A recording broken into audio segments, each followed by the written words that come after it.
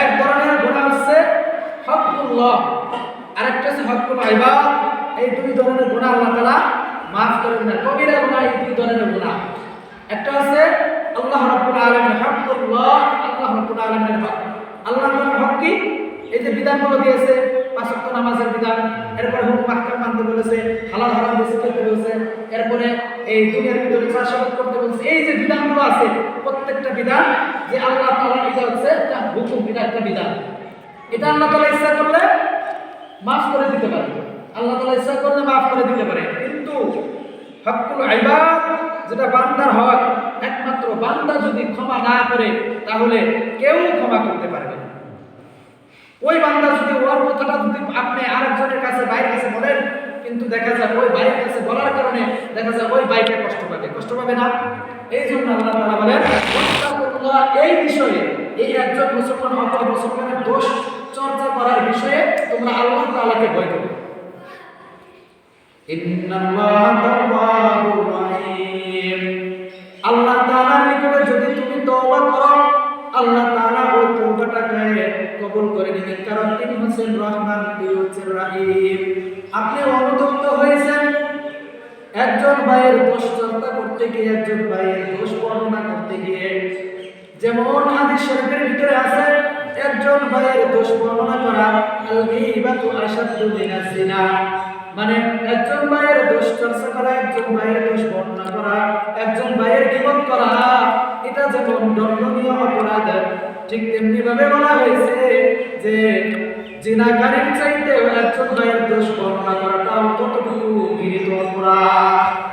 কিন্তু আমরা তো মানে লুটে বেড়াই, চর্চা করে বেড়াই একজন ভাইয়ের দোষ, আরেকজন ভাইয়ের দোষ চর্চা করে বেড়াই, কিন্তু দেখা যায় এটা করা ঠিক না, এটা করা ঠিক না। কারণ সত্যি সত্যি যদি তার ভিতরে ওই দোষটা থেকেই থাকে, ধরেন আমার ভিতরে দোষটা আছে, এই দোষটা আমার ভিতরে আছে, কিন্তু আমাকে বললেন না, কিন্তু আরেকজনের কাছে দিয়ে বলতেছেন, আবার অগোচরে বলতেছেন। অগোচরে বলার কারণে কি হয় জানেন? এটা জানেন না? এটা জানেন? অগোচরে বলার কারণে, আপনার অনুপস্থিতিতে বলার কারণে তার কি হয়, যে ভাইয়ের দোষটা বর্ণনা করতেছেন, যে ভাইয়ের অপরাধটা বর্ণনা করতেছেন আরেকজন ভাইয়ের কাছে, এই ভাইয়ের কাছে বর্ণনা করার দ্বারা আপনার যে আমলনামার সওয়াবটা আছে, ওই সওয়াবটা ওই ভাইয়ের আমলনামায় চলে যেতেছে। এটা কারণ তার দোষ বর্ণনা করতেছে। আরে ভাই, আপনার দোষ ভিতরে আছে, কিন্তু আপনি সামনাসামনি বলেন, ভাই ভালো কি মন্দ, আপনার ভিতরে এই দোষটা আছে, আপনি একটু সংশোধন হওয়ার চেষ্টা করেন, এই কথা বলা, সামনাসামনি বলা, কিন্তু তার পিছনে অবসরে দোষ বর্ণনা করা এটা ঠিক না। কারণ সে একটা কষ্ট পায়, কারণ তার দোষটা যদি বর্ণনা করবেন আরেকজন ভাইয়ের কাছে, আরেকজনের কাছে গিয়ে বর্ণনা করবেন, কিন্তু সেই বর্ণনা করার দ্বারা আরো শত্রুতা বৃদ্ধি পাবে, মানে শত্রুতার সৃষ্টি হবে বেশি, ভালোবাসা তো বৃদ্ধি পাবে না, বন্ধুত্ব তো বৃদ্ধি পাবে না, আর শত্রুতার সৃষ্টি হবে বেশি। একজন ভাইয়ের দোষ বর্ণনা করতে শত্রুতার সৃষ্টি হবে না? বলবো যে তুই আমার দোষটা তো আমার কাছে বললি, আমি কি অপরাধটা করছিলাম, আমার ধর আমার অপরাধটা আছে, কিন্তু আমাকে বলবি, আরেকজনের কাছে গিয়ে বলতেছ, বলার কারণে দেখা যায় আপনার আমলনামা থেকে সওয়াব ওই ভাইটা নিয়ে গেছে। যেরকম আমরা মৃত ভাইয়ের গোশত খেতে অপছন্দ করি, আইউহিব্বু আহাদুকুম আইয়াকুলা লাহমা আখিহি মাইতান, যেরকম আমরা মৃত ভাইয়ের গোশত খেতে অপছন্দ করি, আমরা পছন্দ করব না, ঠিক তেমনি ভাবে একজন ভাইয়ের দোষ বর্ণনা করা ওইরকম ভাবে অপরাধ। এরপরে আল্লাহ রাব্বুল আলামিন পবিত্র কোরআন কারীমের ভিতরে বলেন, ইন্নাল্লাহা তাওয়াবুর রহিম, এই বিষয়ে তোমরা আল্লাহ রাব্বুল আলামিনকে ভয় করো, আর আল্লাহ রাব্বুল আলামিন নিশ্চয় ওই ব্যক্তির দোয়াটা, ওই ব্যক্তির তাওবাটা আল্লাহ তাআলা কবুল করেন, এবং তিনি হচ্ছেন রহমান, তিনি হচ্ছেন রহিম।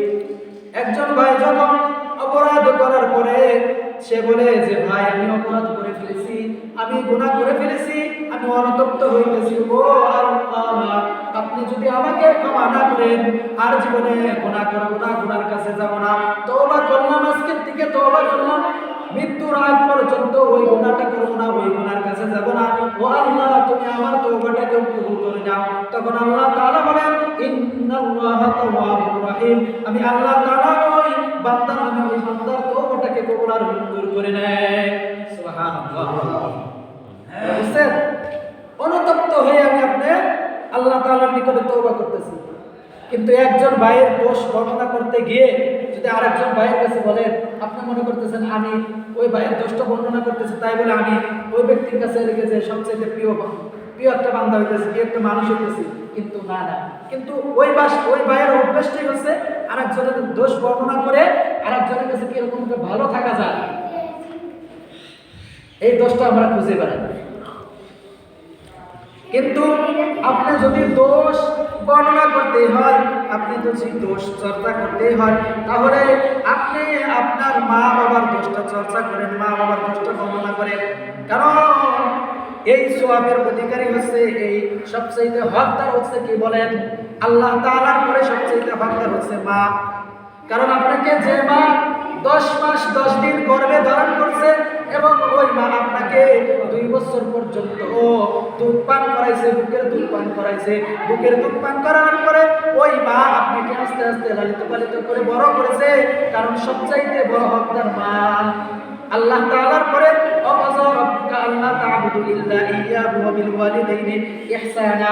আল্লাহ তাআলা বলেন আমার ইবাদত বندگی করার পরে আমার ইবাদত হচ্ছে সবচাইতে, আমি হচ্ছে সবচাইতে হকদার। আর তারপরে তোমার মাতা পিতা হলো সবচাইতে বেশি হকদার। ওয়া বিল ওয়ালিদাইনি ইহসানা। ইহসানা শব্দের অর্থ হচ্ছে মাতা পিতার প্রতি সহনশীলতা অবলম্বন করা। এই জন্য মুসলমান ভাইরা আমার, যদি দোষ চর্চা করতে হয়, গীবত করতে হয়, দোষ পরনিন্দা করতে হয়, তাহলে মায়ের দোষটা বর্ণনা করেন। কারণ আপনার আমলনামা থেকে মায়ের আমলনামায় আপনার সওয়াবটা চলে যাবে।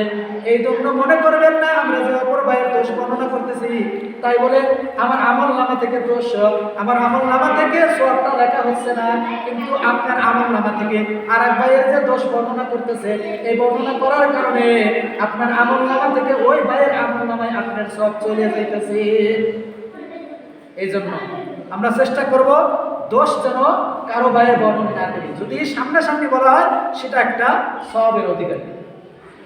এই জন্য হাদিস শরীফের ভিতরে বলা হয়েছে এই জবান, এই জিহ্বা এমন একটা জিনিস, জিহ্বা কাউকে জান্নাতের ভিতরে প্রবেশ করাইবে, আবার কাউকে জাহান্নামের ভিতরে প্রবেশ করাইবে। ঠিক না ভাই? এই জবানের দ্বারা যদি আপনি সঠিক কথা বলেন তাহলে দেখা যায় জবানটাকে আপনি জান্নাত পর্যন্ত পৌঁছে দিবে। আবার যদি জবানটাকে সঠিকভাবে ব্যবহার করেন, কাজে ব্যবহার করেন, ভালো কাজে ব্যবহার করলেন না, এই ভালো কাজে না ব্যবহার করার কারণে এই জবানটা আপনাকে জাহান্নামে নিক্ষিপ্ত হওয়ার জন্য যথেষ্ট হবে।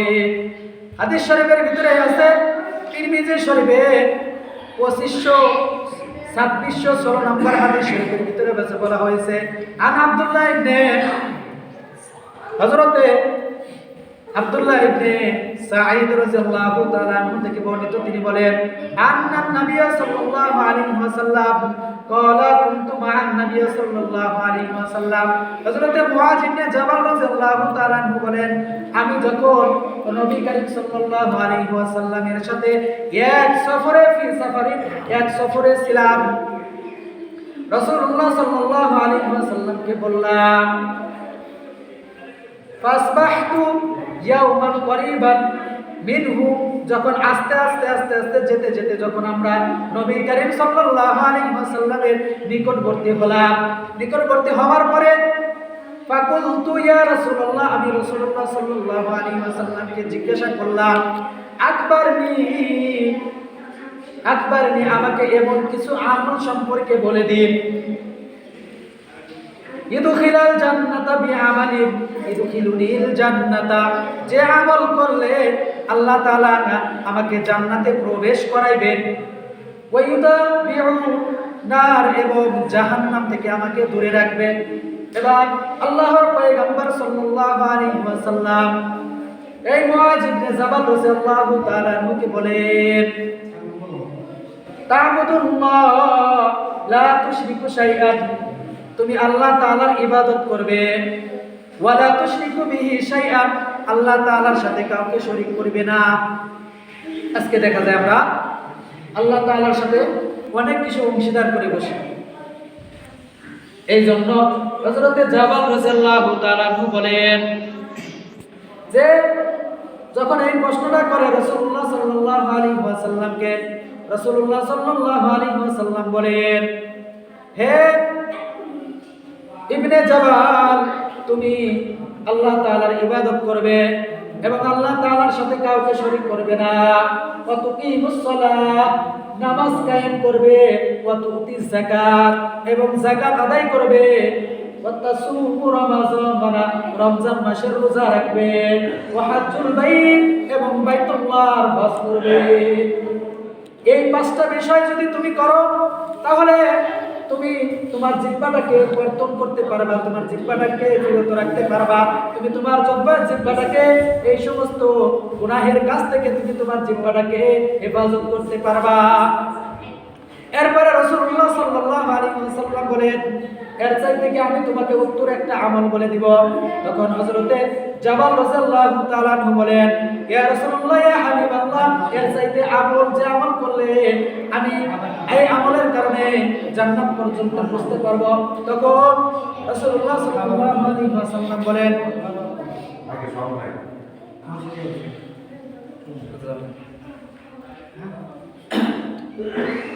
জাবাল রাদিয়াল্লাহু তাআলা আনহু বলেন,